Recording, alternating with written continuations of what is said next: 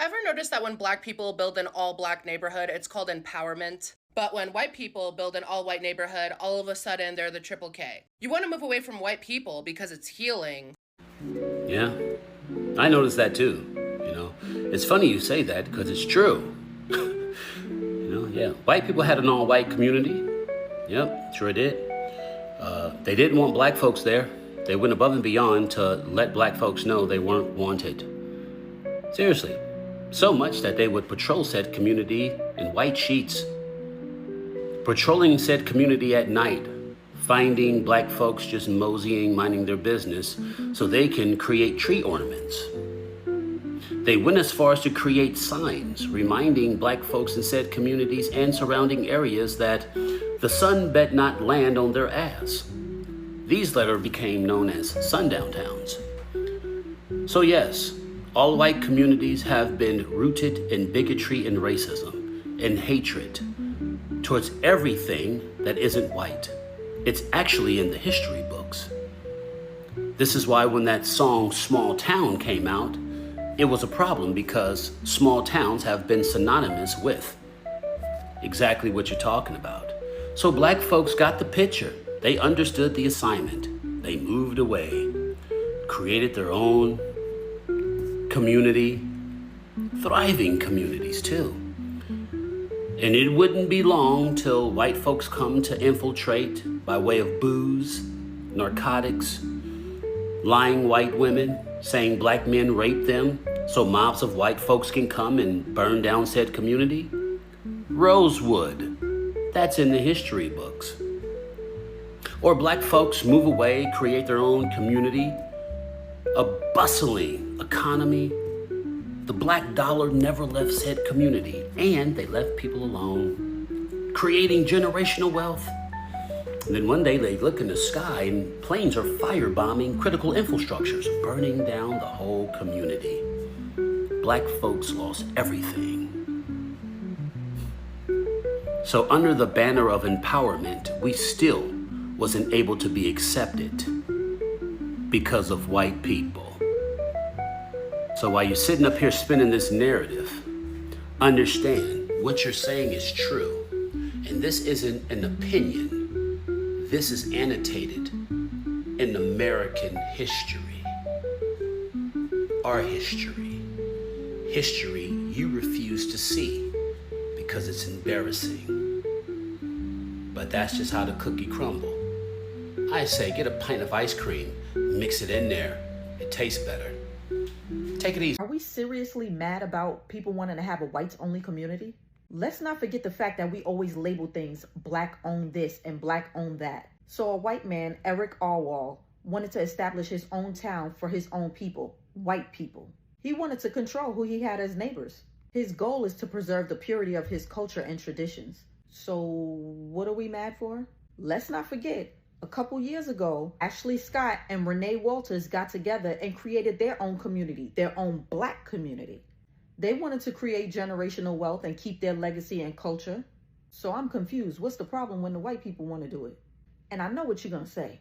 You're going to try to bring up history and that victimization mentality. We're not doing that. We are not doing that. That happened many years ago. We're talking about now.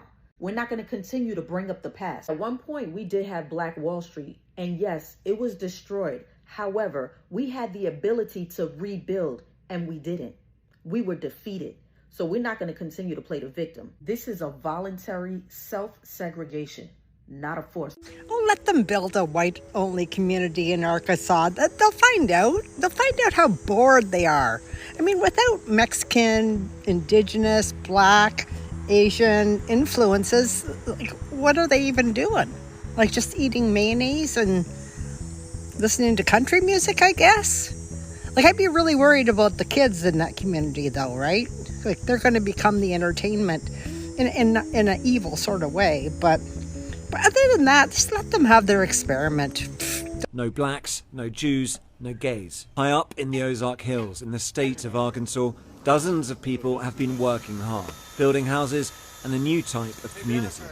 It's called Return to the Land, and it is a town open to white people only.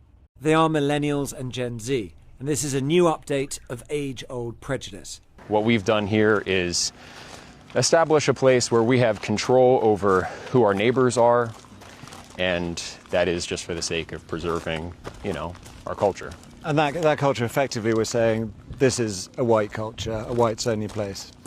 White American culture. But what this sounds like is bringing back segregation. Is that a fair assessment? It's free association. So we're not trying to keep other people down.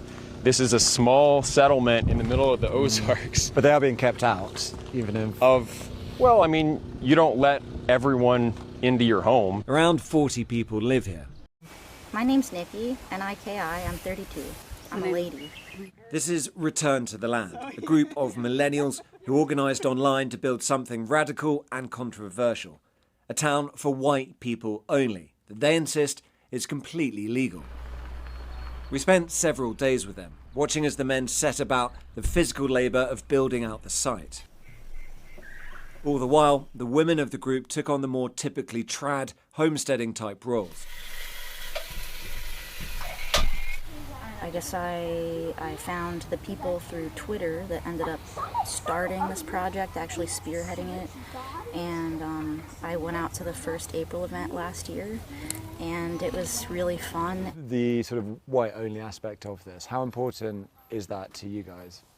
Given the premise that it's something that is kind of off limits for whites but is okay by implication for other groups, I do feel it's necessary to carve that out, and you kind of have to do it yourself. It's kind of like if we don't do this, the laws are only getting worse as far as freedom of association goes. So it's kind of like we have to do this, or there might come a time where it's not possible to. Are you guys aware people are going to be watching, it's going to be controversial? I think people just have a large misunderstanding of what's happening here. Yeah? Yeah. What's the biggest misunderstanding?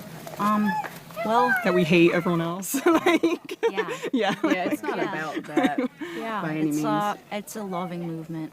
I mean, on that aspect of it being loving, I suppose the counter-argument would be it could be a very loving community if you're part of the community, but if you're black, or if you're Jewish, or if you're gay, you can't be part of that community. They can have their own communities, and they already do, and I think that's great for them. And it's like, if other people are allowed to do it, I don't really see why whites aren't allowed to do it. It doesn't make any sense. So it's important for me to do this for my ancestors, my friends, my family, my children, my children's children. The leader, Eric Orwell, wants the community to grow and further what he calls traditional white American culture. And the group is explicit about this.